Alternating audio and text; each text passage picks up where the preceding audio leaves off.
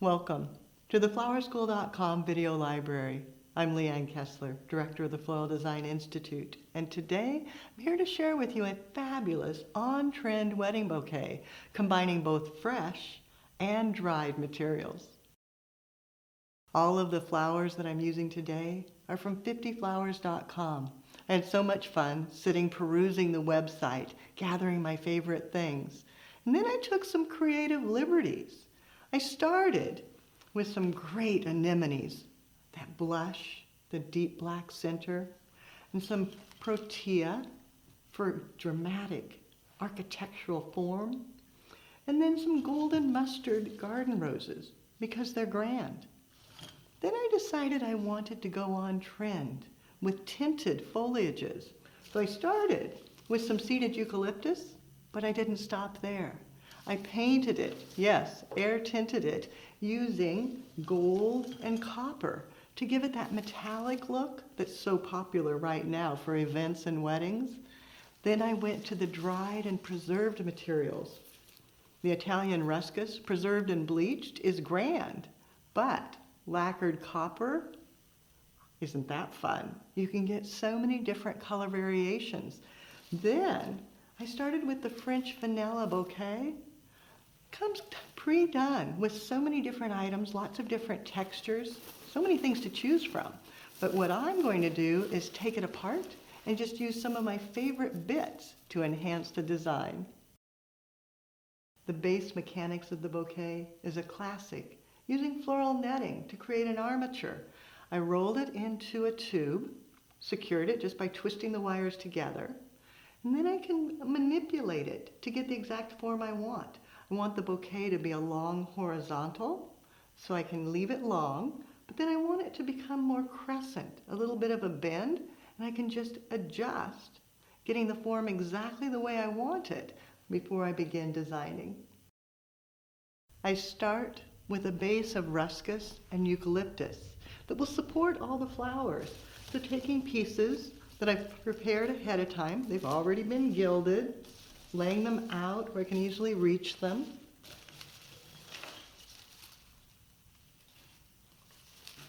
And then weaving them through the armature. So taking a little bit of the ruscus, bringing it in, and then bringing it back out through the center. Repeating that with a second piece, coming in from the opposite side, and then bringing it back out through the armature. And in doing so, I'm creating a handle for the bouquet and establishing the length of the design. Then I can adjust, bend it down a little more if I would like. Come in with the eucalyptus, feeding it through, bring it down into the handle, letting it drape. And again. And then some of the fuller pieces, you can actually just place underneath. You don't even have to put it into the armature. Just enhance coming out to the sides. And repeat that the opposite direction. Then adding more of the eucalyptus. And as I'm working, thinking about side to side and front to back, keeping it narrow front to back, and then long and skinny side to side. Mechanics done, base form established, need to add the focal emphasis. The protea are perfect for that. So dramatic, bringing them in, feeding it through, down into the bouquet, and then carrying your eye across. So one towards the front, one towards the center, finding the perfect spot to feed it in, and then a third. Bring your eye all the way to the back side, cutting it down to fit.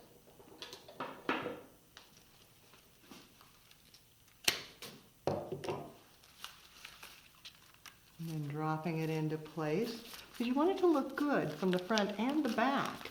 Yes, most people will see it from the front side in the pictures, but the bride will be looking down on it, and they could turn it. So you want to make sure that it looks good, pulling your eye from front to back with a strong focal emphasis. Once the focal emphasis is established, you want to carry on with the line. Bring the flowers out to the sides, and that's where the armature helps because you can feed it in and it forces it to stay right where you want it to be, drawing the eye outward, bringing some into the front, and then on out, pulling it into the handle area, creating different layers and depth, and then coming in with the anemones. Their faces are so beautiful. The stem will be supported by the armature, feeding it in, bringing it through, pulling it and facing, and then repeat that on the opposite side. Adding a little more texture with the dried materials makes this so on trend. Again, I started with the French vanilla bouquet, but I took that apart so I could just pick out pieces that I want to use. Maybe some bleached teasel, setting that down in, finding the little perfect hole. Maybe the buttons, aren't those delicate and beautiful? Coming out to the side. So many different things to choose from. Feeding it in, adding a little bit of texture,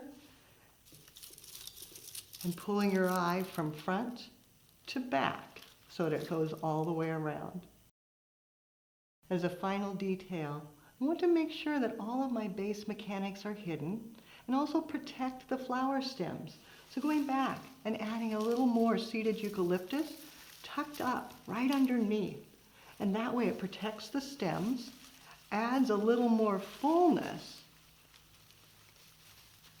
tying it all together, and then using bind wire, just lashing it around my hand, just above where I'm holding it, and securing it so that everything will stay in place.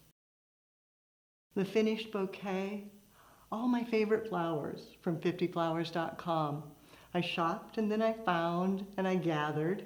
The base, the gilded Italian ruscus, preserved, bleached, and then lacquered with copper, and seeded eucalyptus with gold and copper.